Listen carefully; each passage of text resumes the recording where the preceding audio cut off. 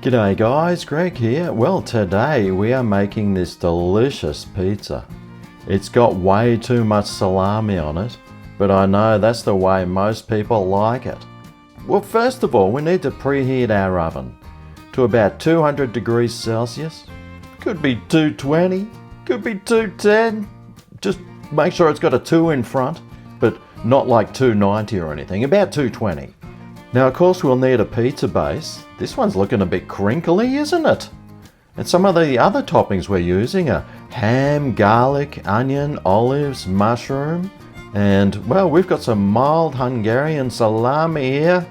Oh boy, that's a lot of salami! Alright, well now it's time to add some pizza sauce. We just use the one from Woolies or Coles or whichever one's the cheapest. It's about $2 and it tastes pretty good. But we're going to spread that out evenly all over the base of the pizza, covering it. Well, yeah, I'd say that's pretty well covered. Next, let's grab some mozzarella cheese. We'll start sprinkling that lightly over the base of the pizza. Make sure you cover it to the crust.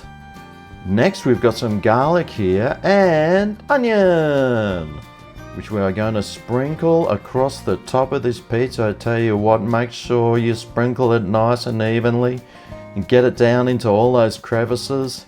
You are not going to want to miss out on the taste of that garlic. Next, it's time to add the salami. Will there be too much salami? It's called a too much salami pizza for some reason, and this is the reason.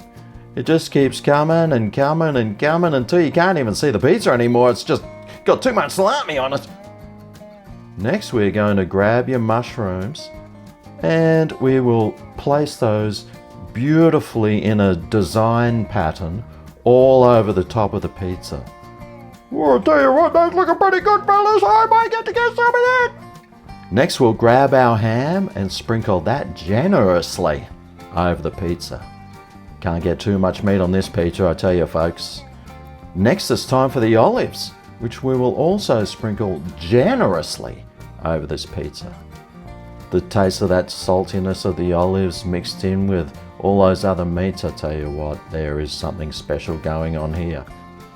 Speaking of salty, we have got some anchovies here to add on.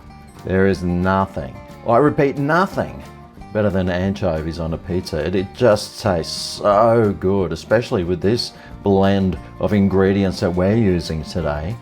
Make sure you're not too stingy either, you know. Add some all over that pizza. You won't regret it. Last but not least, it's time to add our last layer of cheese. On it goes. Make sure you add plenty of it too, but not too much.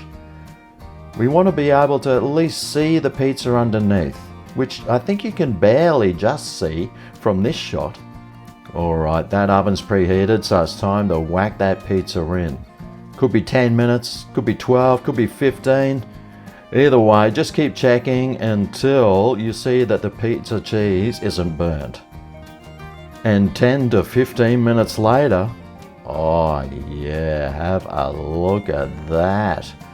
Looks absolutely delectable. So we'll slice it up into our pizza slices that we're going to use today. Make sure you make sure mine's the biggest slice though. I want the biggest slices. What, only 2 of them? Oh, come on folks, you can give me more than 2. Don't worry, there's going to be 2 more left on the plate it looks like, so, oh, well, I might be getting 4. But how good does that look? And the taste? Oh yeah, get in my belly. Oh, I can hear the piano music playing. It's in my head, but I tell you what, if you want to try a great pizza, you must try this one. It tastes so good and you will love it, I'm pretty sure. Just don't burn your fingers. Thanks for watching and I'll see you next time. Catch you later.